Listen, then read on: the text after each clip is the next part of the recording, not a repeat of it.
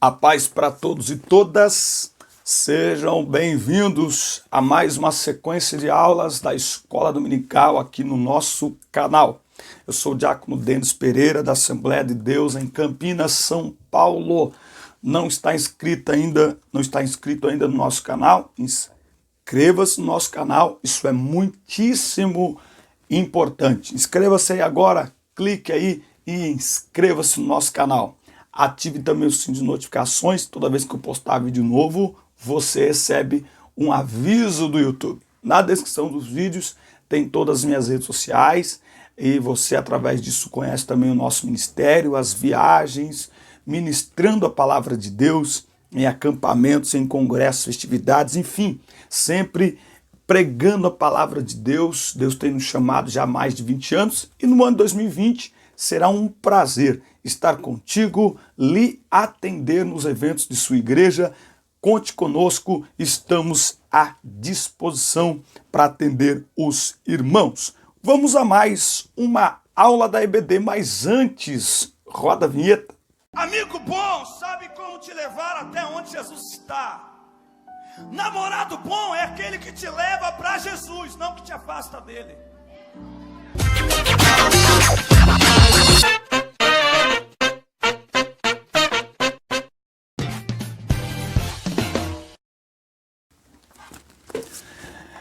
Lição 4, classe de jovens, nesse trimestre que nós estamos falando sobre Jesus Cristo, Filho do homem, Filho de Deus.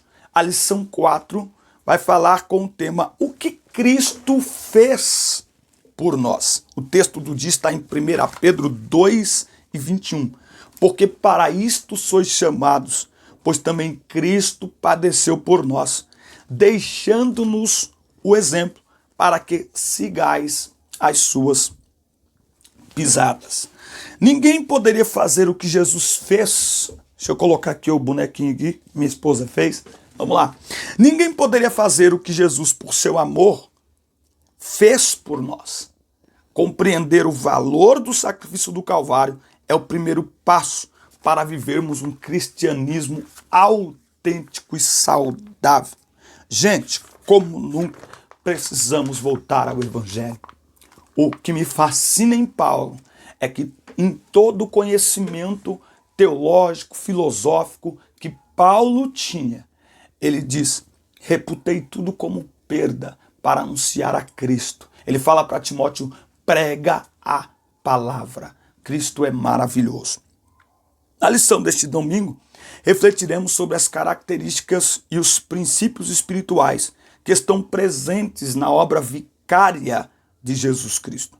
Temos vivido um período muito complexo, uma explosão de igrejas e um crescimento considerável da população evangélica. Porém, nunca testemunhamos tantas heresias e escândalos e um tipo de espiritualidade tão decadente como a que está envolvendo muitos cristãos.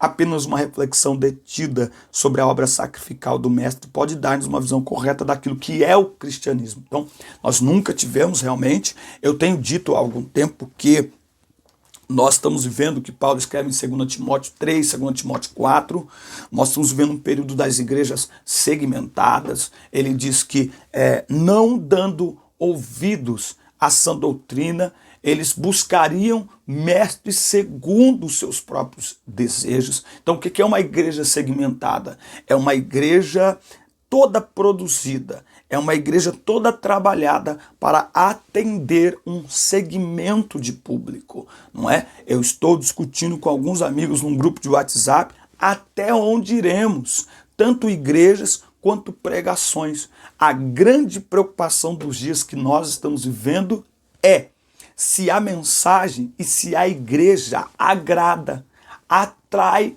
as pessoas.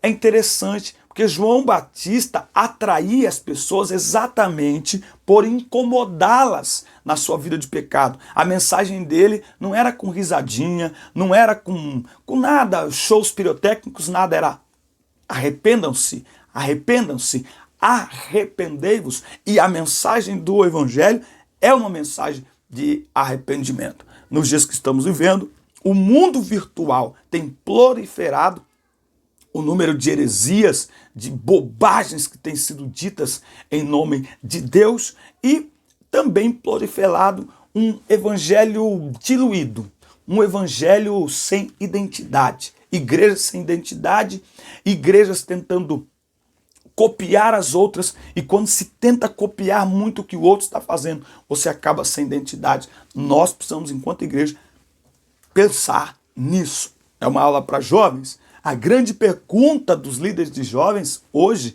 e em cima desta pergunta, eles têm promovido cultos, eles têm, a igreja tem trabalhado, o que fazer para atrair os jovens, ou o que fazer para segurar os jovens. Nós devemos fazer de tudo, mas a base não pode ser deixada de lado. E o que deve atrair as pessoas para a igreja deve ser única e exclusivamente a pregação do evangelho. Se o sacrifício de Cristo, se a graça de Deus, se o amor de Deus não atrair e não segurar, todo o nosso esforço é em vão. Todo o nosso esforço é em vão. Ou seja, podemos e devemos lançar mão de estratégias e de métodos, sim, desde que as pessoas venham pela motivação correta. Desde que todos os nossos métodos e estratégias tenham como foco principal e único mostrar o Cristo verdadeiro às pessoas, e não o Cristo que as pessoas estão querendo, e não o amor de Deus segundo aquilo que eles estão buscando. Muito bem. A morte vicária. Antes de morrer, ele sofreu por mim. Quem nos amaria como Jesus nos amou? Quem, além do nosso bondoso Salvador, seria capaz de enfrentar todo um conjunto de dores e angústia para garantir-nos a salvação? Você sabe que hoje houve todo um trabalho em torno de Jesus para que ele evitasse a cruz, não é? Até porque muitos outros já tinham vindo dizendo que era o Filho de Deus. Então, veja quando ele vai falar com Pedro, que ele vai falar com os discípulos, Pedro fala, não, você não precisa ir para a morte, não precisa morrer, entendeu? Porque a cruz, que é loucura para uns, vergonha para outros, na verdade Satanás sabia que a cruz não é o fracasso da história, a cruz é o começo da nossa vitória. Por isso que ele diz lá em João 10:18, ninguém tira a minha vida, eu mesmo a dou. Jesus sabia para o que veio, e ele sabia o propósito da sua vinda. Ele veio para morrer em nosso lugar. A Bíblia diz, o Cordeiro conhecido antes da fundação do mundo. Jesus sabia o preço que teria que pagar, tudo que ele sofreu, toda a violação de direitos, toda a tortura, todo o sofrimento, tudo aquilo, Jesus estava disposto a passar para mostrar o tamanho do amor de Deus e para mostrar o horror do pecado. Ele entregou-se completamente. Uma das heresias mais antigas que o cristianismo precisou enfrentar foi a afirmação de que Jesus não sentia nada enquanto estava no processo de crucificação. Esta era uma tese do gnosticismo. Para os adeptos desta corrente herética, especialmente no evento do Calvário, Jesus não experimentou sofrimento algum, isto é, não sentiu dor física. Ora, se não havia corpo material, não existia sofrimento, e sem dor os momentos da crucificação passaram-se sem qualquer incômodo para o Salvador, não é? Agora, isso é uma grande mentira, isso é uma grande heresia, não é? Porque se Jesus tivesse apenas um corpo espiritual, não é, e não corpóreo, isso teria todo um problema, não é? Então Jesus mentiu o tempo todo quando dizia assim, eu tenho sede. Espírito não sente sede, gente. Tenho fome, espírito não tem fome. Estou triste, estou chorando. Não tem, estou cansado. Não tem. Então, outra vertente do gnosticismo defendia que a ressurreição de Jesus teria sido apenas espiritual e não corpórea, uma vez que para esse grupo herético, o corpo era a sede de todos os males e deficiências da humanidade. Tá? Então, para os gnósticos que defendem isso, a matéria é inerentemente má. Então não há nada que você faça para purificá-la ou para santificá-la. Pelo contrário, há uma linha mais extremista que diz o seguinte, que quanto mais pecado você cometer, mais puro esse corpo fica. Então, se entregue totalmente às paixões mundanas. É por isso que Paulo, quando escreve 1 Coríntios, ele escreve para combater, entre outras coisas, é esse tipo de pensamento, dizendo, opa, é verdade, o vosso estômago é para o alimento, não é? Mas Deus vai destruir tanto o corpo quanto o estômago, Deus vai destruir tudo. E o vosso corpo, portanto, não é para prostituição, senão para o Senhor. Por quê? Porque não sois de vós mesmos. Vocês agora são templo do Espírito Santo. Então, a ideia deste pensamento, ele vai completamente em ataque à importância do sacrifício vicário de Jesus. Porque se não houvesse plena identificação de Jesus conosco, nossa salvação não seria possível. Por outro lado, como bem já afirmou Paulo, se a ressurreição não fosse uma realidade, não haveria qualquer sentido na fé cristã. Então, não acreditar na vida corpórea, não é, na morte corpórea de Jesus, física de Jesus, no corpo físico de Jesus, vai contra todo o cristianismo, vai contra toda a pregação do evangelho, tá certo? E por isso que nós temos que ter cuidado com isso. E Paulo diz que não tem sentido a fé cristã. Ele fala lá em 1 Coríntios, capítulo 15, olha, se Cristo não ressuscitou, então ninguém ressuscita. Se ninguém ressuscita, a nossa fé é vã, os irmãos que morreram acreditando na ressurreição morreram à toa, enfim, mas Jesus Cristo foi morto, o corpo dele foi morto e em corpo ele ressuscitou. Assim como ele fez, façamos nós também. Em 1 Pedro 2, versículos 19 a 15, encontramos uma das mais contundentes afirmações do Novo Testamento sobre o imperativo de nossa identificação com Jesus e sua opção por sofrer pela justiça. Há em nossa sociedade contemporânea, de modo especial na brasileira, um anseio coletivo por justiça. Esperamos que as instituições cumpram seu papel social, que os governos empenhem-se no serviço da população e que as leis e julgamentos espelhem o desejo de um mundo melhor. Infelizmente, não é isso que constatamos. A visão que neste tempo está morta, enterrada em uma estrutura maligna. Por causa disto, muitos justos e santos padecem em virtude de procedimentos morais, mas respaldados pela lei. Não é? Então, nós temos hoje no Brasil muitas coisas que são legais, porém imorais, legais, porém antiéticas. Diante desse quadro, o que fazer? Render-se à lógica do mundo e revidar injustiças? Não é se vingar? Não, jamais. Devemos encarar nossa chamada martírica, isto é, nossa simultânea vocação de testemunhas e mártires, e desta forma manifestar Cristo o tempo todo nesse mundo, se necessário, sacrificarmos a nós mesmos, não é? É assim como Jesus pela justiça, verdade e bondade. Nós tivemos agora esse evento que aconteceu sobre esta produtora de vídeos que foi lá e fez uma sátira com Jesus, com os discípulos, com a Santa Ceia, e muitos cristãos clamando por justiça, que tem que não sei o que, não sei o que. Aí Jesus, na sua palavra, ele fala assim, acho que é 1 Pedro ou 2 Pedro, que fala sobre nós sofrermos pelo bem. Vamos ver se a gente acha aqui, ó. 1 Pedro, tem Bíblia aí? Abre a sua Bíblia em 1 Pedro, capítulo 3. Olha só, ele diz aqui, ó, ele diz aqui, versículo 19, 1 Pedro 3. Pois é louvável que por causa de sua consciência para com Deus, alguém suporte constrangimentos e sofra injustamente, porquanto que mérito há em ter de suportar castigos recebidos porque haveis praticado o mal? Entretanto, se suportais sofrimento quando fazeis o bem, isso é digno de louvor diante de Deus.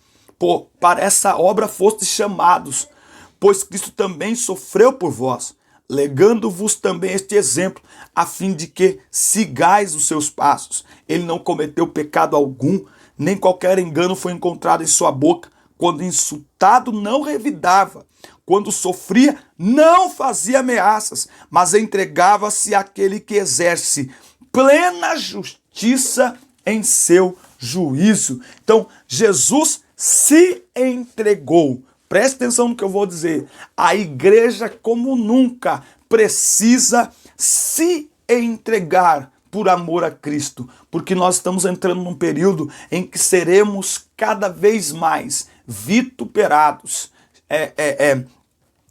Principalmente no Brasil, a perseguição aqui ela é psicológica, ela é uma perseguição na área da psique, na mente, tá certo? E nós não podemos cair nas armadilhas do inimigo. Ele é especialista em jogar uma cortina de fumaça e aí a gente se volta contra uma coisa e a gente não percebe que ele está com isso criando uma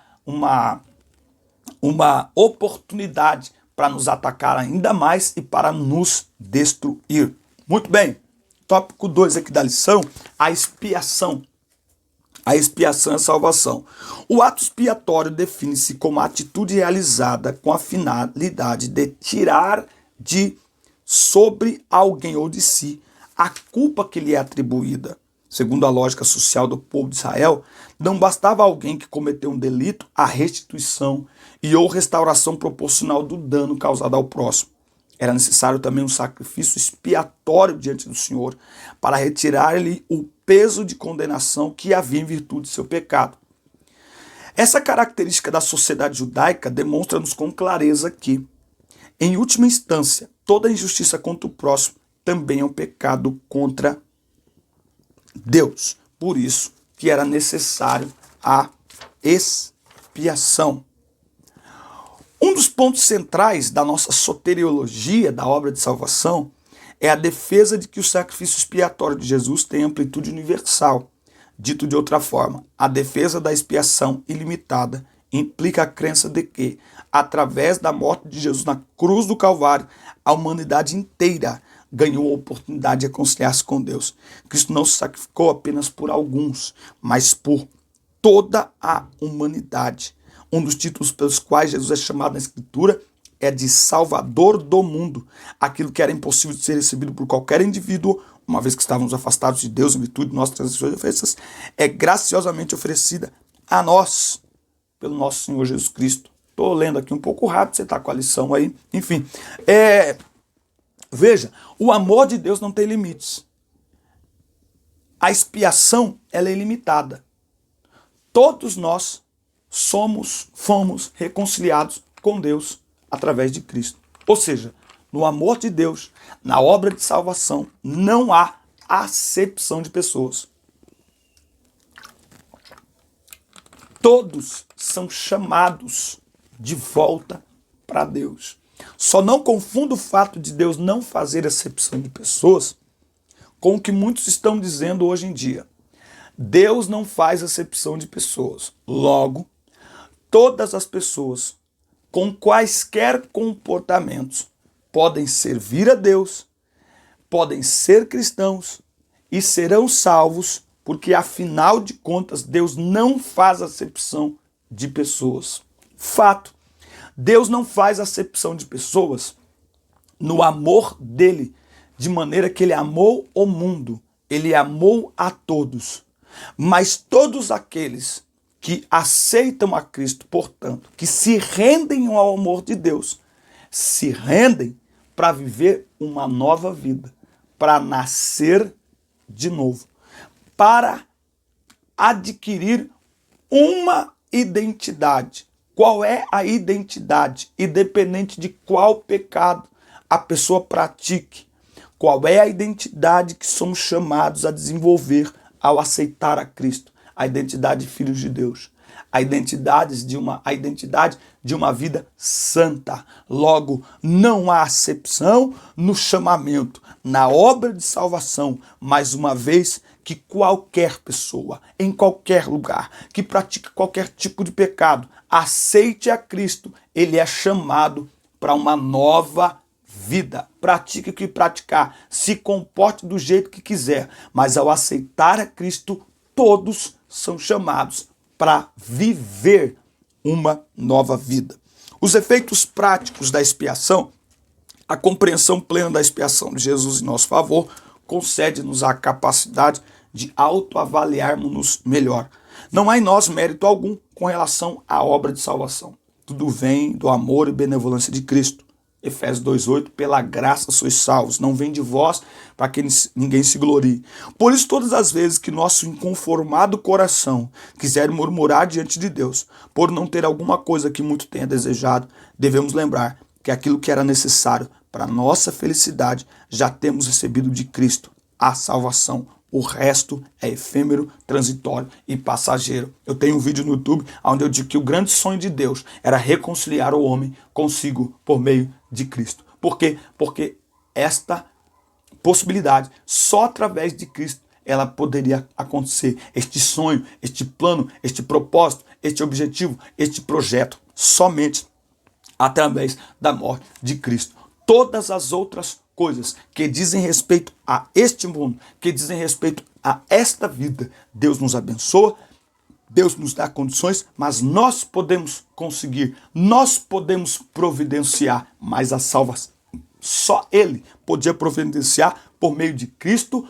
Portanto, não há qualquer mérito em nós e nós não podemos ser tão mesquinhos e egoístas a ponto de desvalorizar este presente maravilhoso que é a graça de Deus e nos preocuparmos tanto com as coisas desta terra que passam, que envelhecem, que podem ser roubadas. Por isso que a Bíblia diz: buscai primeiro o reino de Deus. Muito bem. Tópico 3, o valor do sacrifício de Cristo. Uma dívida que ninguém mais poderia pagar. Nossa condição de queda era algo impossível de ser superado por nós mesmos. Dito de outra forma, não havia nem há nada que pudéssemos fazer para alterar nosso estado de filhos da ira. Efésios 2:3. O rumo natural de nossa existência, contaminada pelos efeitos da queda, nos conduziria a uma eternidade de condenação. Então, o homem sem Deus está debaixo da ira de Deus. Não porque Deus é um Deus vingativo. Ou seja, mais do que ir para o inferno, porque Deus lança o homem sem Cristo no inferno, o homem vai para o inferno por ter rejeitado o amor de Deus, por ter rejeitado a graça que está disponível. Então, não havia ninguém que podia pagar essa dívida. Não havia. A Bíblia diz que o sacrifício de animais era uma substituição, mas que não apagava pecados, não perdoava pecados. Mas Cristo se ofereceu. Cristo pagou a dívida. Eu gosto muito de Colossenses. Eu gosto muito aqui de Colossenses, capítulo 2, versículo 13. E a vós outros, que estáveis mortos pelas vossas transgressões e pela incircuncisão da vossa carne, vos deu vida juntamente com ele, perdoando todos os nossos pecados, e cancelou a escrita de dívida, que consistia em ordenanças e que nos era contrária. Ele a removeu plenamente, pregando-a na cruz. Então, a dívida que o homem contraiu com o pecado diante de Deus, o homem não devia nada ao diabo, o homem devia a Deus. Essa dívida foi plenamente paga por Cristo na cruz. O sacrifício quita o preço de nossa condenação e apresenta-nos a possibilidade real de vivermos salvos. Então, Cristo pagou a nossa dívida diante de Deus. Um dos momentos bíblicos de melhor expressão essa nossa situação espiritual desesperada e necessitada de salvação é descrito através da epifania de João, logo em uma das cenas iniciais do Apocalipse. Em Apocalipse 5, do 1 ao 5, o arrebatado João chora muito diante do doloroso fato de não haver nenhum ser que pudesse abrir o livro selado. E por que não havia dignidade suficiente? E por que não se podia abrir o livro? Porque não havia dignidade suficiente em nenhum ser em todo o cosmos que lhe conferisse a autoridade para desatar os selos. É nesse momento que o Cordeiro ressuscitado, como leão da tribo de Judá, ele aparece, digno o que foi morto e reviveu. Ele é digno de abrir o livro e de desatar os selos. Aquela cruz era minha. O caráter vicário, isto é, substitutivo do sacrifício de Jesus, é algo incomparável. Como bem argumenta Paulo em Romanos 5, 7, 8, Oferecer-se para salvar a vida de pessoas boas, que amamos e que nos amam, é algo compreensível e dentro de uma lógica racional. O que Jesus fez, no entanto, foi muito mais radical que isso. Ele demonstrou seu amor por nós, sem exigir nada em troca, sem esperar retribuição alguma, por uma simples questão: o que nós poderíamos dar como retribuição à altura do sacrifício de Cristo? Nada. Então, nós amamos pessoas porque elas nos amam. O amor que o ser humano naturalmente desenvolve, ele é carregado de um desejo de retribuição, de reparação, de retorno. O amor de Deus não. É por isso que uma das perguntas que os jovens fazem é: se Deus sabia que nós pecaríamos, por que Ele nos criou?